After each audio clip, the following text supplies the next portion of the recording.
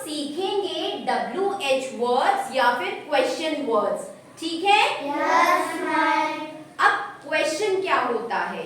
जब हम किसी से कोई प्रश्न पूछते हैं, चाहे वो हिंदी में हो या फिर इंग्लिश में, तो हम कुछ शब्दों या वाक्यों का प्रयोग करते हैं जिसको हम बोलते हैं प्रश्न और इंग्लिश में क्वेश्चन।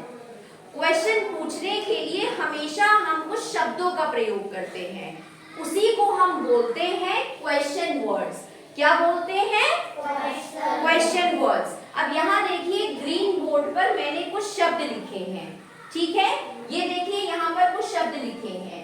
अब ये सारे जो शब्द हैं, इन सारे शब्दों में WH का प्रयोग हो रहा है, इसीलिए हम इसे बोलते हैं WH वर्ड्स, ताकि समझने में आसानी हो। अब सब बच्चे ध्यान से सुनिएगा। What, who, where, when, why, whose, which। अब ये जो शब्द हैं ये WH वर्ड्स हैं, ठीक है? अब मैं बताती हूँ कि इसका प्रयोग हम कहाँ पर करेंगे।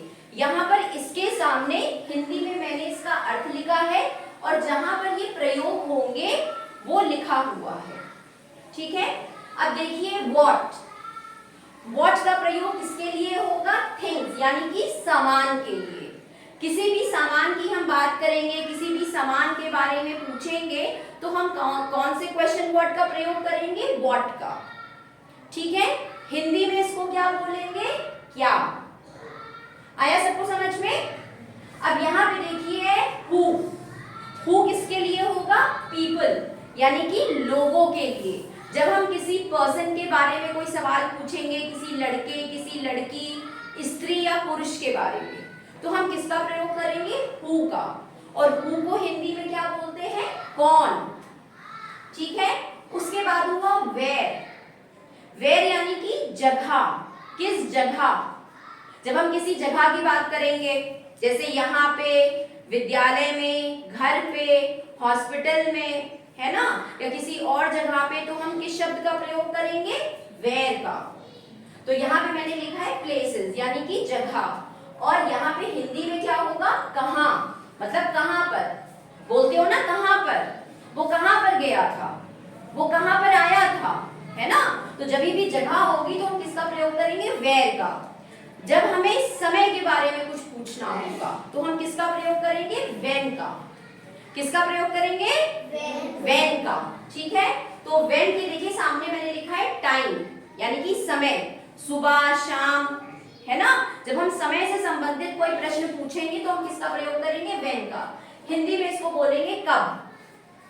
जैसे हमें किसी के बारे में पूछना है, वो कब आया था, वो कब गया, मतलब हम समय की बात कर रहे हैं, तो वहां भी हो जाएगा व्हेन।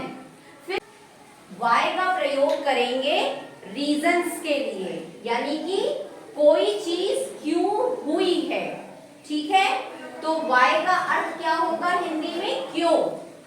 उसके बाद शब्द आता है हुज मतलब किसका, ठीक है?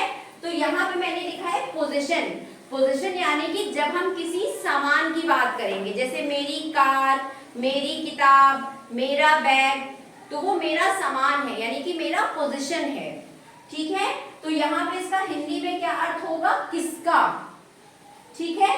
तो जब हमें किसी के सामान के बारे में पूछना होगा तो हम इंग्लिश में किस शब्द का प्रयोग करेंगे? हुज का। उसके बाद आता है विच, ठीक है? विच का हिंदी में क्या अर्थ होता है? कौन सा।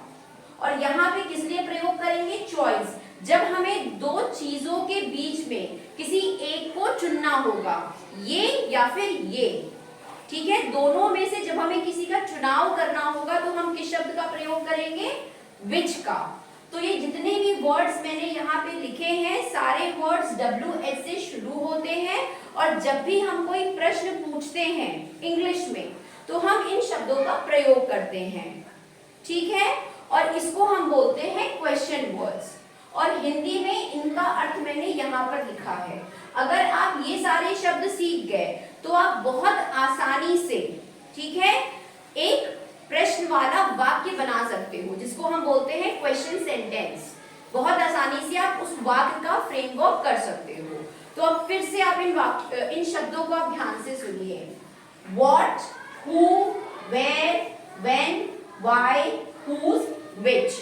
अब मैं इसका अर्थ बताती हूँ हिंदी में। What मतलब क्या, who कौन, where कहाँ, when कब, why क्यों, whose किसका, which कौन सा।